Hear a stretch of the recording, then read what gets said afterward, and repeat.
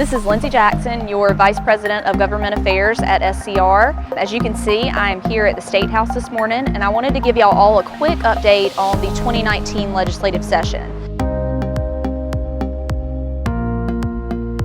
So the regular session ended on May 9th, but the General Assembly has actually gone back in for a special session to deal with certain issues that needed to be taken up before the 2020 session.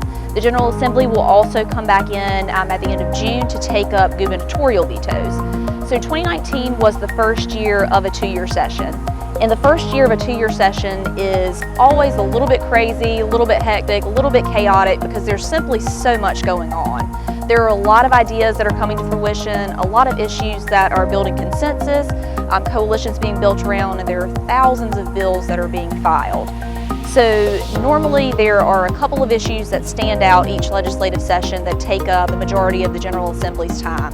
Four big issues stood out this year in the 2019 session, the first being education.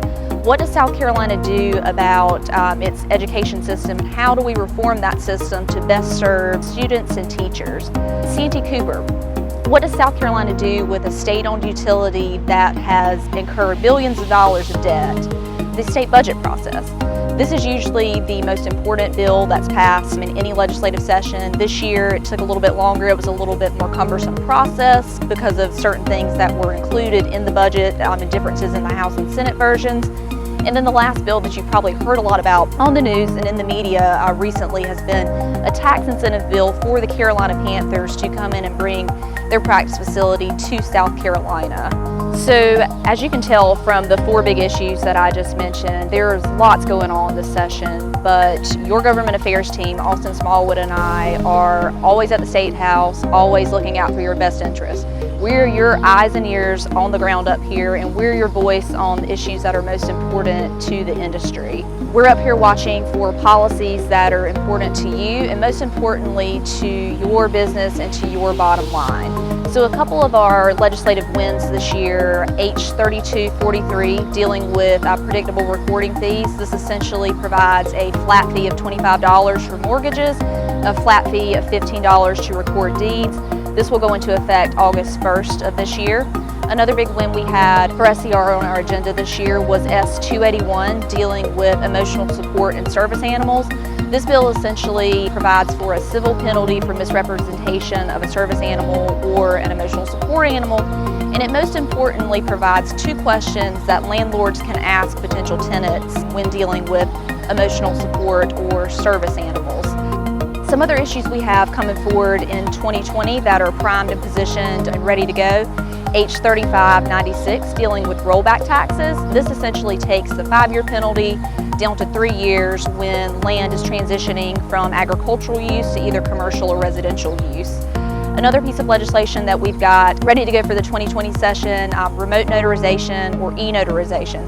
This essentially allows you to be able to provide notary services over webcam or video. This is especially important for members who may have out-of-town clients or overseas clients.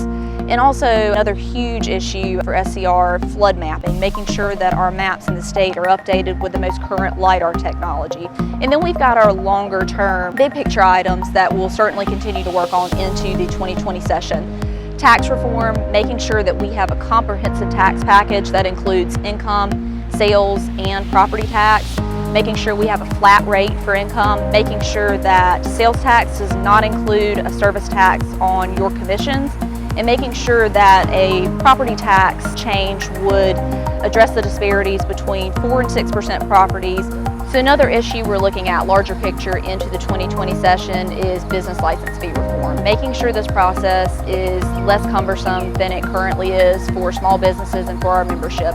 Making sure that our membership that is operating in multiple jurisdictions are protected, and making sure the appeals process is more equitable, and most importantly, making sure that the filing process is more uniform and more streamlined. These are some issues that we're looking at into the 2020 session.